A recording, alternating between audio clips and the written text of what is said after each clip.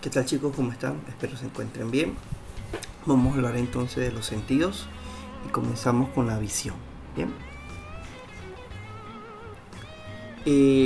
Pues para hablar de la visión tendríamos que hablar un poco de anatomía funcional del ojo, y que es con lo que vamos a comenzar. Primero que todo, el ojo está diseñado para captar la luz emitida por los objetos, ¿verdad? Formando una imagen invertida de los cuales ha de proyectarse sobre los fotorreceptores, sobre esas células especializadas que van entonces a mandar potenciales de acción que están ubicados en la retina. Bien, la luz para llegar a la retina tiene que atravesar diversas estructuras como pues la córnea, y ahora vamos a hablar un poquito de las más estructuras que atraviesa la luz, ¿verdad? Atraviesa la córnea, atraviesa las cavidades anteriores y posteriores del ojo, atraviesa el humor vítreo, el humor acuoso, ¿verdad? Atraviesa el cristalino hasta llegar a la retina. El ojo tiene una gran movilidad. El ojo se puede mover en muchas direcciones, ¿verdad? Gracias a sus músculos extrínsecos, que son los músculos que se insertan en la esclerótica o en la capa blanca del ojo. ¿Bien? Y van a ser regidos por los pares craneales 3, 4 y 6. ¿Bien? En adición, para que este movimiento sea más fluido, ¿verdad? Y también para que la calidad de la imagen sea mejor, el ojo tiene que estar en constante lubricación, y eso se realiza con la ayuda de las glándulas lagrimales, ¿verdad? Que secretan lágrimas que funcionan como lubricantes para el ojo. Bien, aquí tenemos un poquito de anatomía básica del ojo, ¿verdad? Tenemos el ojo, hacia acá está la parte medial, que está la nariz. Tenemos entonces pues la capa blanca que se llama esclerótica o esclera, ¿verdad? Tenemos entonces el iris, que es la parte que le da color al ojo, la pupila, que regula la entrada de la luz, y tenemos entonces las comisuras lateral y comisura medial, pero pues realmente esas no son tan importantes para el punto de vista de la fisiología de la visión. ¿Bien? Esto sí es importante. Veamos entonces los músculos del ojo, los músculos que se insertan en la esclera. Vamos a ver entonces el músculo elevador del párpado superior, el músculo del recto inferior, el músculo oblicuo, el músculo recto medial, recto lateral.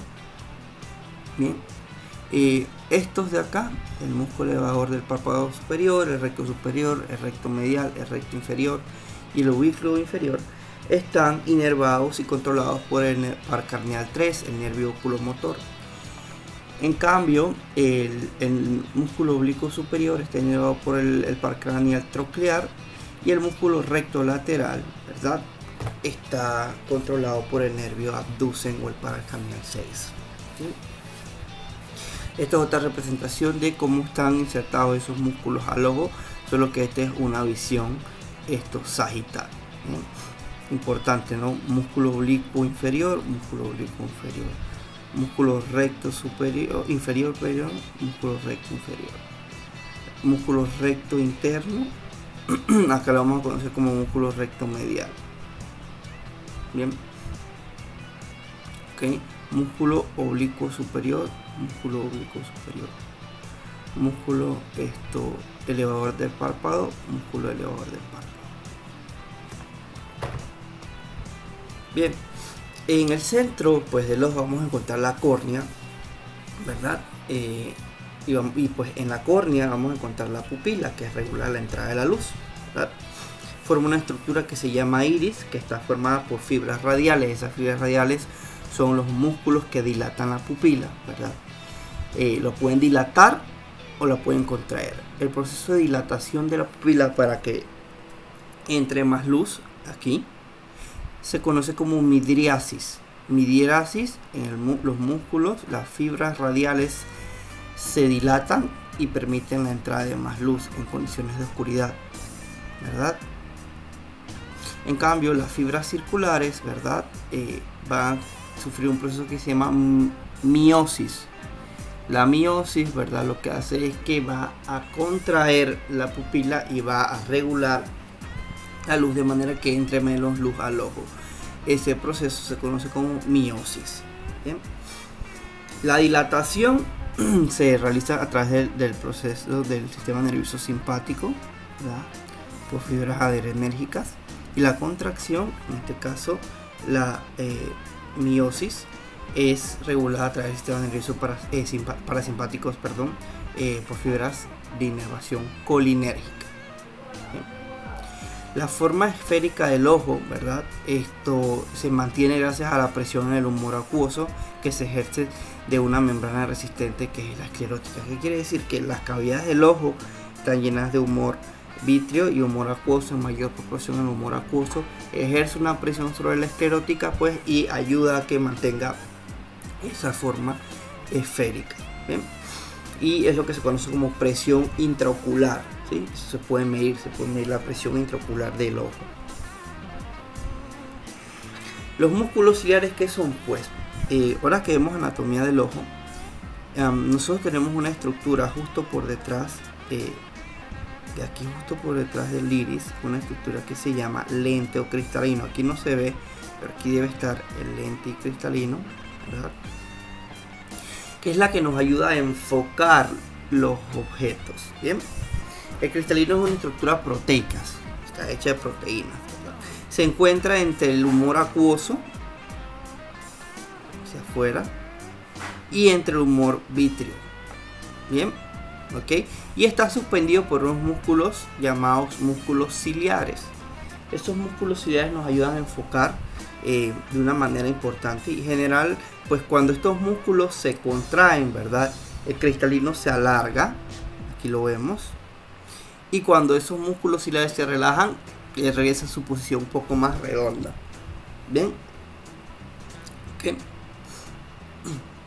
Entonces es importante que vean, pues, esta parte. Esto sí es importante, el tema de que cuando el músculo ciliar se contrae, esto pues se hace más delgado, ¿verdad? Funciona para visión lejana, para enfocar objetos lejanos, y cuando está relajado, ¿verdad?, esto se hace un poco más grueso y funciona para visión cercana. Bien, la parte interna de la esclerótica, ¿verdad?, adentro, pues la parte interna de la esclerótica, ¿verdad?, la que colinda con el humor vítreo, va a estar llena de unas células especializadas fotorreceptoras, ¿verdad?, que van a recibir el nombre de retina. Y ahora vamos a volver a repasar las tres capas del ojo para que quede un poco más claro. ¿Bien? La retina contiene células receptoras de la luz, los llamados fotorreceptores que mencionamos, que son dos, los conos y los bastones. Bien, aquí vemos un poquito de la disposición de las glándulas lacrimales, los conductos nasolagrimales que conectan entonces a la nariz, y aquí tenemos entonces, pues, cómo se dispone la disposición de los sacos lacrimales. Esta imagen me parece muy importante porque van a ver entonces los músculos que se insertan en el ojo, y a su vez los nervios ópticos, o el nervio óptico, que es aquel, pues, que finalmente redirige la información al encéfalo. Ahora sí, regresando a esto, pues el ojo tiene tres capas. La capa más interna es la retina, donde van a estar las células fotorreceptoras. En este caso es la que es de color amarillito. La rosada se recibe el nombre de coroides, es aquella capa altamente vascularizada que se encarga de asegurar la perfusión de nutrientes a los dos ojos. Y la capa externa, la protectora, la más dura, pues de color blanquecino, es la esclerótica. Bien, las tres capas del ojo. En adición, habíamos comentado, pues, que el ojo tiene dos cavidades, una cavidad anterior y una cavidad posterior. La cavidad anterior recibe el nombre de humor acuoso. La cavidad posterior recibe pues va a estar llena de humor vítreo. Aquí está el lente o cristalino, ¿verdad?, unido a los músculos ciliares o cuerpos ciliares. Vemos la córnea, que es la deformación que tiene el ojo normal. Vamos a ver entonces el iris y la pupila, que regula finalmente el paso de la luz hacia el cristalino. El nervio óptico, vasos sanguíneos. Vamos a hablar un poco de esa depresión a nivel de la retina que llamamos fobia. Bien, este pedacito de acá. Aquí hay una pequeña depresión, recibe el nombre de fobia. Bien. La región de la fóvea de la retina y su importancia en la visión aguda. Aquí la tenemos. Esto es un oftalmoscopio, ¿verdad? Nos permite ver entonces el fondo del ojo, y esta depresión que está aquí, ese puntito, es la fóvea, ¿verdad? La fóvea es una zona en el centro de la retina capacitada para la visión aguda y detallada. Bien. La fóvea está compuesta por conos casi totalmente, que contribuyen a la detección de imágenes visuales y la definición de la imagen. Los conos de la fóvea presentan un cuerpo especialmente largo y delgado. Esas células son largas y delgadas, en contraposición con los conos situados en la periferia de la retina, que son un poco más gruesos. En ambos lugares de la retina, todo esto en la retina, vamos a encontrar estos conos, solo que estos son un poco diferentes, son un poco más largos. Bien, y ahora vamos a hablar también de qué sirven los conos y bastones y eso para qué sirven, ¿verdad? Y esto permite pues esto que sean un poco más largos y delgados, aumenta su concentración en ese punto, y además pues permite que la luz llegue hasta los conos sin ningún impedimento. Bien.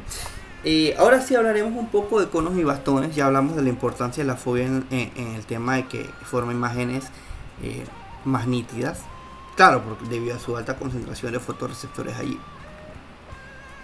Ahora hablemos de las células en sí, los fotorreceptores, esas células que finalmente desatan los potenciales de acción y nos permiten ver, ¿verdad? Hay de dos tipos, conos y bastones, ¿verdad? El segmento externo del cono, ¿verdad?, posee una forma cónica, tiene una forma cónica, por eso se llama cono.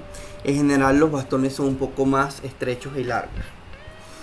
En las porciones periféricas de la retina, los bastones van a tener pues un diámetro de 2 a 5 micrómetros, mientras que los conos de 5 a 8 micrómetros. Bien, son un poco más gruesos. En la parte central de la retina, donde está la fóvea, ¿verdad?, los bastones y los conos son bastante delgados, cerca de 1.5 micrómetros, y es lo que le permite pues estar más concentrados en esa región de la fóvea. Recordando que pues todos están en la capa de la retina. Bien, las sustancias fotosensibles, ¿verdad?, los pigmentos fotosensibles se van a situar en el segmento externo de esas células, en el segmento externo de los bastones y en el segmento externo de los conos van a tener esas sustancias fotosensibles, y en un momento les voy a mostrar un diagrama de cómo es la anatomía de las células fotorreceptoras. Bien. En el caso de los bastones, este pigmento fotosensible recibe el nombre de rodopsina, ¿vale? En los conos es un poco diferente, no es rodopsina, son unos pigmentos fotosintéticos, son de 3 tipos y son fotosensibles al color, entre paréntesis. Realmente son fotosensibles a las longitudes de ondas determinadas que para esos colores, que en general suelen llamarse pigmentos del color o pigmentos de coloración. Bien, pero primero, antes de hablar de todo eso, vamos a hablar un poco pues de cómo es la anatomía de las células, para que vean el tema del segmento externo, el segmento interno, etcétera, etcétera. Bien, esto es lo que tenemos aquí. A mano derecha vemos entonces un zoom de lo que es el bastón, la punta del bastón y la punta del cono, ¿verdad? Noten que realmente es un plegamiento extremo de la membrana celular, ¿verdad? Mucho plegamiento de la membrana celular, y aquí lo vemos también.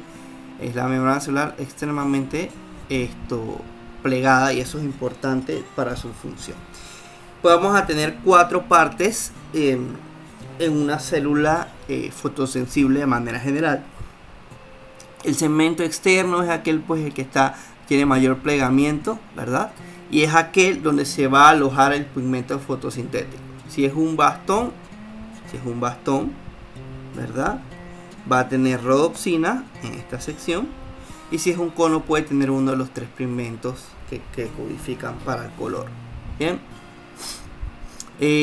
entonces esto es el segmento externo, como dijimos, ¿no?, estratos membranosos revestidos de rodopsina o de pigmento de color.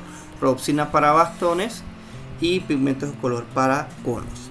El segmento interno pues va a tener mitocondrias, que van a tener una función importante en el tema del potencial de acción, que lo vamos a ver más abajo, ¿verdad? Y luego va a tener entonces el núcleo, ¿verdad? Y luego el cuerpo sináptico, que es el que finalmente va a generar el potencial de acción. Bien, una vez más, siguiendo con el tema de los segmentos de los fotorreceptores, pues dice disco, que son estratos replegados de membrana celular. Estos de aquí, cada una de estas líneas van a ser los discos, que son plegamientos de la membrana celular, ¿verdad? Tanto la rhodopsina como los pigmentos de los colores son proteínas conjugadas, son proteínas de transmembrana. Bien, el segmento interno del cono del bastón contiene el citoplasma habitual con los orgánulos citoplasmáticos, especialmente una gran cantidad de mitocondrias. Este de aquí. El cuerpo sináptico es la porción del bastón o del cono que conecta con las siguientes estructuras neuronales. ¿Va a conectar con qué? Con las células horizontales, con las células bipolares, que entonces van a ser la vía completa neural, ¿verdad? ¿Okay? Además de que son las células fotorreceptoras, hay una serie de capas o de estratos que los van a ver que van a tener otro tipo de células, como las células horizontales, las células bipolares, las células amacrinas, que son células importantes que completan el circuito para llevar ese impulso nervioso. Pero estamos hablando únicamente de los fotorreceptores. Entonces, este cuerpo sináptico, esto se conecta con otras células especializadas. Y aquí lo tenemos, ¿verdad? Esta es la dirección con la que llega la luz a la retina. Todo esto es la retina, los diferentes estratos de la retina. La capa pigmentaria de melanina de la retina, ¿verdad? Y luego van a venir entonces esas células fotosensibles. Bien, pero vamos con calma. La luz entra, ¿verdad? ¿Verdad? Y vamos a definir los diferentes estratos como lo son las células ganglionares, que va hacia el nervio óptico, especialmente las células plexiformes internas, la capa nuclear interna. Aquí vamos a encontrar las células bipolares y las células amacrinas. Células bipolares porque tienen dos polos. Bien, la capa plexiforme externa, ¿verdad? Y finalmente la capa nucleada, donde está el núcleo, y entonces el segmento externo de esas células fotorreceptoras, que es lo que decía la diapositiva anterior. La parte sináptica, o realmente el cuerpo sináptico, como que ellos lo denominan, es el que hace contacto con las células horizontales y con las células bipolares para llevar los potenciales de acción que se desaten hasta el nervio óptico. Bien. Si bien es cierto que la luz va entrando, realmente estas células no se ven excitadas o no generan potenciales de acción cuando la luz contacta con ellas. Las que generan potenciales de acción son las células fotosensibles. Estas no son fotosensibles, estas son células de transmisión. Bien. Y aquí lo tenemos entonces. Vamos a definir una y cada una de las células. Los fotorreceptores, pues conos y los bastones que transmiten las señales hacia la capa plexiforme externa, ¿sí? Hacia la capa plexiforme externa. Ellos van a llevar los potenciales de acción que se desatan hacia la capa plexiforme externa. Bien, las células horizontales están en la capa plexiforme externa, ¿verdad? Desde los conos y los bastones hasta las células bipolares. ¿Ok? Entonces estas células horizontales, ¿verdad?, van a conectar y llevar esos potenciales de acción hasta las células bipolares. Bien, ya pasamos al segundo estrato. Realmente sería el tercer estrato. Un estrato, dos estratos, tercer estrato de células, los cuerpos bipolares. Luego de eso, ¿verdad?, los cuerpos bipolares, ¿verdad?, van a llevar los potenciales de acción de los conos, los bastones y las células horizontales. ¿Hacia dónde? Hacia la capa plexiforme interna, donde van a hacer sinapsis con las células ganglionares y las células amacrinas. Bien, ok. Y aquí vamos a tener la capa, todo esto es la capa plexiforme interna, ¿verdad? Ok, realmente esto de acá. Y estas células bipolares van a llevar los potenciales de acción a las células amacrinas y a las células ganglionares. Bien. Las células amacrinas pueden ir en dos direcciones, directamente desde las células bipolares hacia las células ganglionares.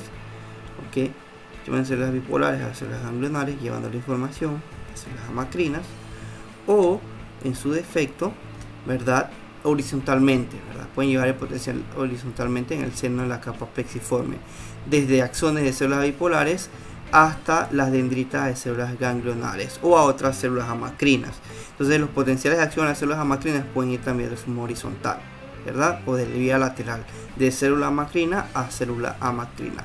Esa característica no se ve en las células bipolares, ¿ok? En las células macrinas yo puedo tener potencial de acción vertical o potencial de acción, transmisión de potencial de acción lateral.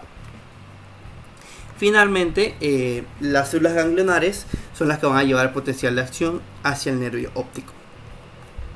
Y aquí está. Aquí tenemos entonces las capas una vez más. La luz va entrando entonces por la célula del ganglio, las células amacrinas, las células bipolar, las células horizontales que conectan con los fotorreceptores, que son los que liberan el potencial de acción. Representación esquemática, representación histológica. ¿Cómo está realmente? Los ganglios ópticos, ¿verdad? La capa plexiforme interna, ¿verdad? La capa plexiforme externa, ¿verdad? Los segmentos interiores de los fotorreceptores internos, los segmentos externos, ¿verdad? Y el epitelio pigmentado por melanina y la capa de coroides. Entonces deben tener claro cuáles son los segmentos externos, cuáles son los segmentos internos, cuáles son las capas nucleares externas, las capas plexiforme externa, la capa plexiforme interna.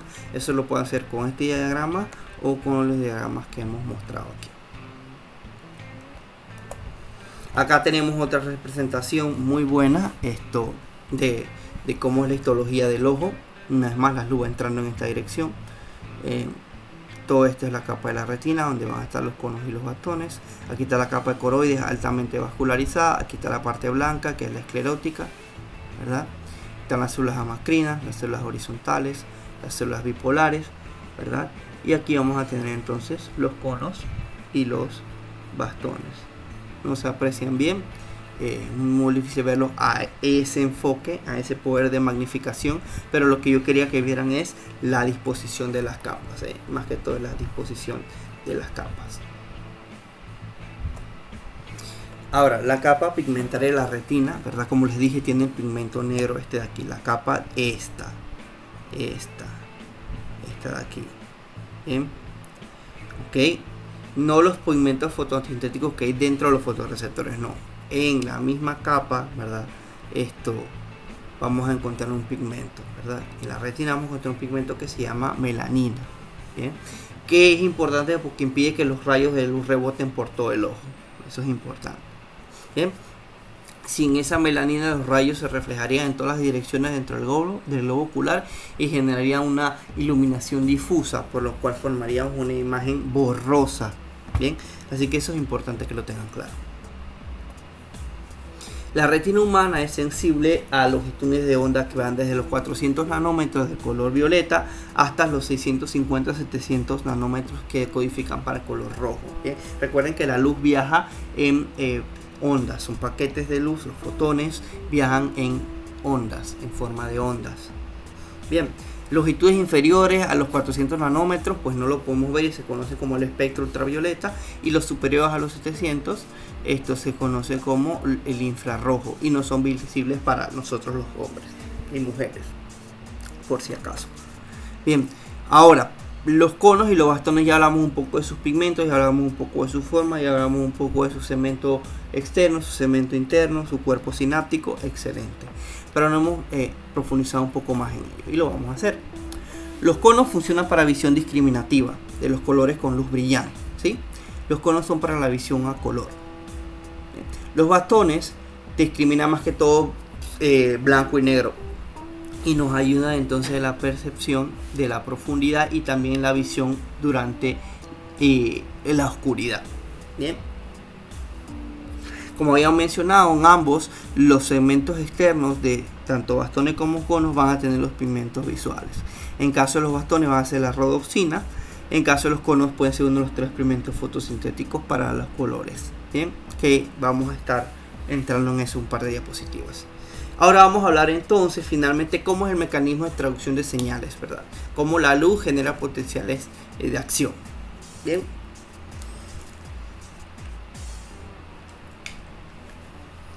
Entonces, vamos entonces a hablar un poco de los pigmentos fotosintéticos ya específicamente para que se desaten los potenciales de acción. Hablemos primero de la rodopsina. La rodopsina es una proteína, ¿verdad? Está formada por una proteína llamada opsina y un aldehído derivado de la vitamina A llamado 11-cis-retinal. ¿Bien? ¿Ok? Forma entonces el 11-cis-retinal con la opsina, va a formar la proteína llamada rodopsina. Cuando la luz llega a la rodopsina, ¿verdad? Ella sufre un cambio de conformación en el carbono 11, ¿verdad? Y se descompone, sufre una serie de descomposiciones hasta llegar a una molécula llamada metarodopsina 2. Bien, pasa por vatorrodopsina, luminorodopsina, metarodopsina, y después esto pasa en nanosegundos, en microsegundos, en milisegundos. Ya en un segundo, entonces se va a llamar o va a pasar a una molécula llamada metarodopsina 2. Bien, esta metarodopsina 2, ¿verdad?, cierra los canales de potasio y de calcio en la membrana, ¿verdad?, de los bastones. Entonces, ¿qué va a producir? Va a producir, en este caso, y presten atención, va a producir una hiperpolarización. Bien, el potencial de acción ocular se da por hiperpolarizaciones, y ahorita lo vamos a ver con más detalle porque es contrario a lo que habíamos enseñado en músculo y en sistema nervioso central. ¿Bien? Este cierre de los canales, ¿verdad?, de potasio y de calcio va a ocasionar una hiperpolarización, ¿verdad? Bien.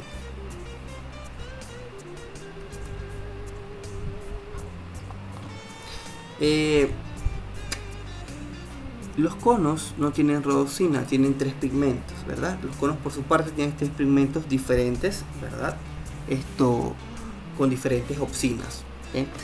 Opsinas es una proteína, para que lo recuerden. Cada uno de los cuales absorbe la luz de determinadas longitudes de onda, ¿verdad? Ahora, como un cono solo tiene un pigmento, es decir, que en el cono no vas a encontrar los 3 pigmentos para los 3 colores, ¿verdad? Se distinguen 3 tipos de conos. Aquellos que absorben las longitudes de onda entre azul y violeta, aquellos que absorben las longitudes de onda del verde y aquellos que absorben las longitudes de onda amarillo y algo de la roja. Bien. ¿Okay? Pero entonces, si cada uno solamente codifica un color, ¿cómo nosotros podemos ver tantos colores y tantas variaciones de colores, en especial las mujeres? Eso tiene un significado evolutivo. Se ha propuesto lo que se llama teoría tricromática. ¿Bien?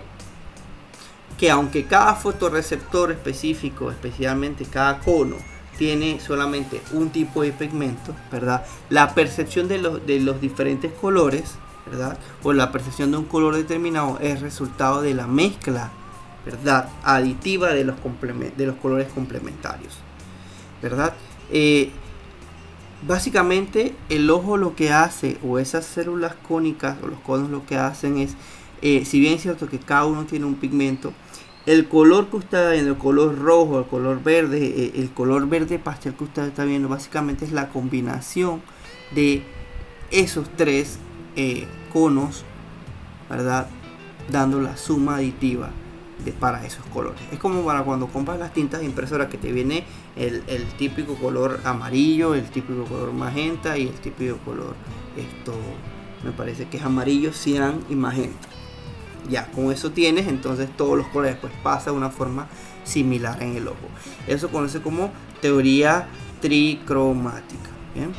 Y eso está en función de los conos de cada color que se estimulan, ¿verdad?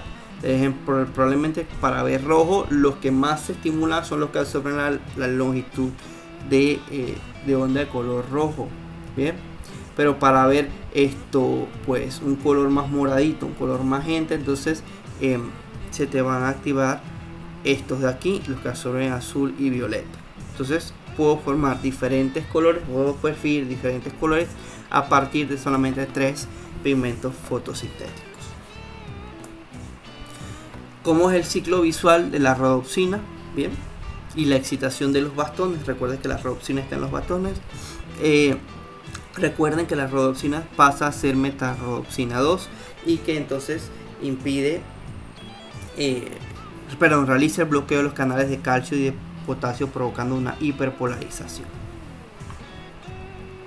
Bien, el potencial del receptor del bastón, como habíamos dicho, es hiperpolarizante, ¿ok? No se despolariza, lo que realmente es que se hiperpolariza la célula, y habíamos dicho que es diferente a lo que habíamos visto en el sistema nervioso central. La excitación de un bastón provoca un aumento de la negatividad en el potencial de membrana en el interior, ¿verdad? Cuando se excita el bastón, lo que va a ocasionar es que se acumule más carga negativa dentro de la membrana celular, ¿verdad? ¿Ok? Se acumula más carga negativa, la membrana se hace más negativa, está más lejos de, en teoría, el umbral, y entonces va a estar hiperpolarizada. ¿Cómo pasa esa hiperpolarización? Cuando se descompone la rodopsina, disminuye la conductancia de la membrana del bastón para los iones de sodio, ¿verdad? Disminuye la conductancia de sodio, impide que el sodio entre, ¿verdad? Se acumula más carga negativa, tengo más carga positiva afuera y ella va a estar hiperpolarizada. Esto provoca una hiperpolarización de toda la membrana del bastón por el siguiente mecanismo que vamos a ver. Y aquí lo tenemos, ¿verdad? Vamos a ir con calma, Dice, el sodio fluye a un fotorreceptor, en este caso el bastón, a través de los canales activados por una proteína llamada GMP cíclico. GMP, ¿bien? El GMP cíclico es un segundo mensajero. El potasio se filtra de la célula a través de los canales de potasio no activos. Una bomba de sodio y potasio mantiene niveles constantes de sodio y de potasio en el interior de la célula. Cuando hay oscuridad, los niveles de GMP cíclico se elevan y los canales de sodio se abren. Cuando hay luz, los niveles de GMP cíclico se reducen y los canales de sodio se cierran. Parece confuso, pero en la siguiente diapositiva vamos a explicar un poquito mejor. Lo importante es que cuando hay oscuridad, los canales de sodio se abren, ¿verdad? Entra sodio y ella deja su condición de hiperpolarizada. Cuando hay luz, los canales de sodio se cierran, ¿verdad? Y ella va a estar hiperpolarizada porque adentro va a haber más cargas negativas. Bien. Descrito de otra forma aquí, ¿verdad? El potencial receptor del bastón es hiperpolarizante, es decir, que no se despolariza. Los iones de potasio se filtran a la célula a través de los canales de potasio no activos que están confinados en el segmento interno del bastón, ¿verdad? El segmento interno del bastón, porque no lo recuerdan, el segmento interno del bastón, por aquí, bien, ese segmento interno, de ahí se va a filtrar el potasio, ¿verdad? El potasio se va a filtrar a la célula a través de ¿qué? De canales de potasio, bien. Como en otras células, la bomba de sodio y potasio crea un potencial negativo dentro de la célula tomada pues, en su integridad. Sin embargo, en el segmento externo, donde están situados los discos fotorreceptores, la membrana del bastón, ¿verdad? En situación de oscuridad, resulta que es permeable al sodio, ¿verdad? Entra el sodio durante oscuridad, ¿verdad? Estos canales están abiertos, entra el sodio, porque no hay descomposición de los pigmentos fotorreceptores, ¿verdad? Y activan la enzima adenilato ciclasa, ¿verdad? Esta enzima, al ser activada, se aumentan los niveles de GMP cíclico, bien, lo que hace posible que se sigan filtrando estos iones de sodio, ¿verdad? Y neutralicen la negatividad, neutralicen la hiperpolarización de la célula, ¿verdad? Lo que ocasiona pues una baja electronegatividad en la parte interna de su membrana, que mide cerca de los menos 40 milivoltios en vez de los menos 70, menos 80. Recuerden que en estado estacionario, las otras células, el potencial de estado estacionario está de menos 70 a menos 80 milivoltios. Acá no, acá es diferente, acá está cerca de los menos 40. Bien, entonces recapitulando, en condiciones de oscuridad entra el sodio, ¿verdad? Permite la entrada de sodio, lo cual hace más positivo dentro de la membrana, ¿verdad? En cambio, cuando hay luz, no entra el sodio, así que se hace más negativa la membrana. Bien, quita el papel de la bomba de sodio, sacando sodio, metiendo potasio. Aquí vemos entonces los canales de potasio, son canales por donde sale el potasio, ¿verdad? Y aquí tenemos los canales activados por GMP cíclico que permiten la entrada del ion sodio. Bien, ¿qué pasa cuando la luz llega? Esto es en proceso cuando está oscuro, cuando está oscuro, sigue entrando sodio. ¿Qué pasa cuando llega la luz?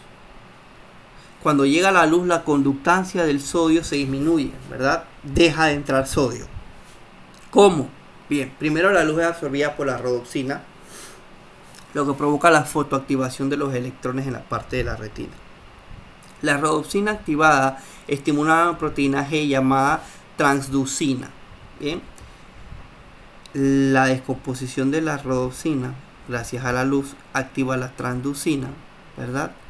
Ok, y esa transducina va a activar una enzima que se llama GMPC fosfodiesterasa.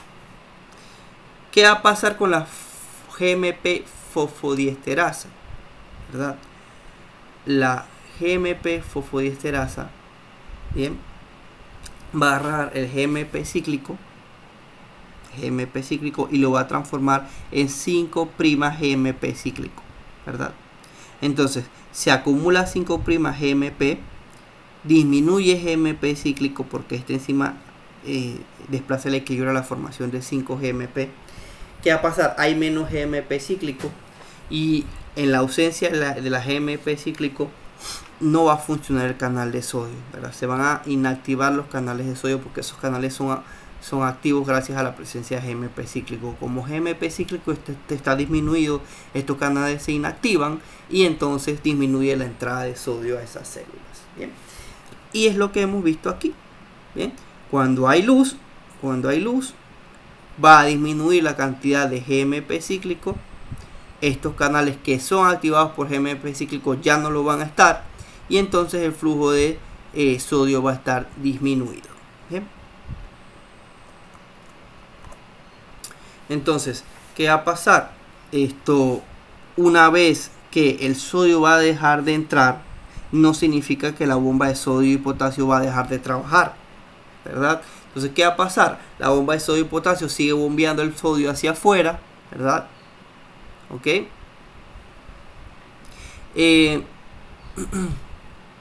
A través del segmento interior sigue bombeándose hacia afuera, como habíamos dicho. Te disculpe que eche para atrás, pero es que es importante para que lo comprendan. Deja entrar sodio, pero a su vez sigue saliendo en el segmento interno gracias a la bomba de sodio y potasio. Por tanto, entonces ahora los iones de sodio que salen del bastón son más de los que están entrando, ¿verdad? Como se trata de una carga positiva, su pérdida del interior crea más negatividad dentro de la membrana porque estoy perdiendo carga positiva. Y en ese momento entonces tengo una carga mayor negativa dentro y es lo que me lleva a mi condición de hiperpolarización. Con una intensidad máxima de luz, cuando hay una máxima intensidad de luz, el potencial de membrana puede llegar hasta los menos 70 a los menos 80. Chicos, recuerden que normalmente está en menos 40, ¿verdad? Al perder todas esas cargas positivas por acción de la bomba de sodio y potasio y por el bloqueo de la conductancia de sodio, entonces voy a perder mucha carga positiva y entonces voy a llegar a niveles de menos 70 o menos 80 milivoltios, ¿verdad? Y entonces en resumen lo que tenemos aquí, ¿no? En la oscuridad sigue entrando sodio, ¿verdad? No, porque pues el GMP cíclico sigue en altas concentraciones. Bien, la membrana se encuentra despolarizada, no pasa nada. Pero cuando hay luz, se cierran los canales de sodio y la membrana entonces va a estar hiperpolarizada porque deja entrar sodio y a su vez el sodio se va escapando gracias a la acción de la bomba sodio y potasio, ¿verdad? Cuando la célula está despolarizada, en este caso se libera el neurotransmisor, ¿verdad? Entonces usted ve pues oscuridad. Cuando no está despolarizada, cuando está en la luz, no hay liberación del neurotransmisor y es una codificación de que hay potencial de acción, ¿verdad? ¿Qué va a pasar? Pero ¿cómo es eso que aquí hay despolarización pero no hay potencial de acción y acá hay hiperpolarización pero hay potencial de acción? Pues tenemos que ver la secuencia, ¿sí? Cuando la membrana está despolarizada en el segmento interno, ¿verdad? Hay una liberación de un neurotransmisor.